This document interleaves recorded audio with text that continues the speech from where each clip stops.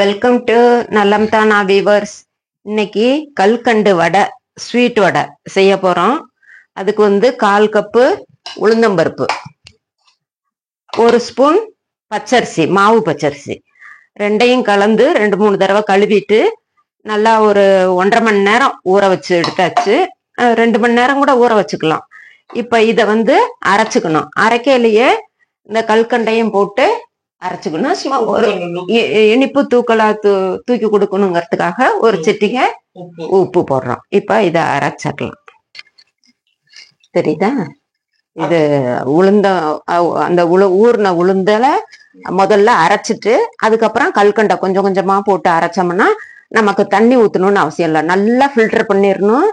அதுக்கப்புறமேல நல்லா கையில ஒரு இந்த பீட் பண்ணிடணும். அப்பதான் உங்களுக்கு நல்லா சாஃப்டா கிடைக்கும் வடைக்கு.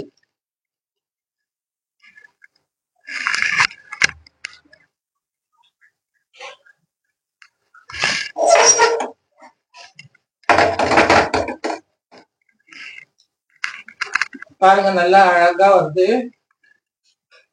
நம்ம ஆட்டுறதுல தண்ணி ஊத்தாம ஆட்டணும். நல்லா உளுந்துல திருப்பி விட்டுமா எடுத்துடணும். ஆமா,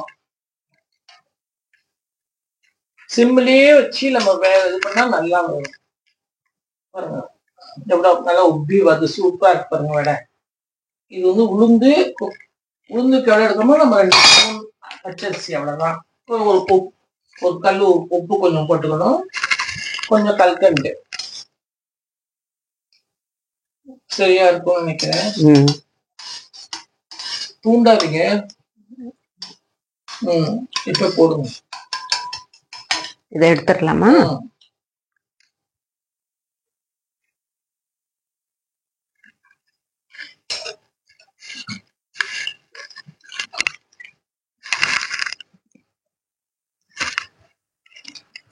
நல்லா பாருங்க அழகா வருது. நம்ம நடுவுல ஒரு குழி. அவ்வளவுதான். சிம்மில் இருக்கப்பே ஏன்னா சக்கரை போட்டிருக்கோம் இல்லையா, நம்ம அதுக்குதான் அந்த இது ஜாஸ்தி. சிம்லயே வைக்கிறப்பையும் நமக்கு இந்த இது இருக்குது. நல்லா நீங்களும் செஞ்சு பாருங்க. இன்னைக்கு ஆடி செவ்வாய்க்கிழமை, அதனால ஸ்வீட் செய்யறோம். நம்ம ஆடிக்காக நம்ம பாருங்க என்ன கலர்ஃபுல்லா வந்துருக்கு. பாருங்க எப்படி கலர்ஃபுல்லா வந்துருக்கு பார்த்தீங்களா? உப்பி நல்லா டேஸ்டியும் அவங்க சாப்பிடறதுக்கும் வடை. நீங்க செஞ்சு பாருங்க. நலம்தானா சேனலுக்கு சப்ஸ்கிரைப் பண்ணுங்க. பெல் பட்டனை மறக்காம அமுக்குங்க. உங்க கமெண்ட்ஸ்க்கு நாங்க எல்லாம் காத்துக்கிட்டு இருக்கோம். பாய்.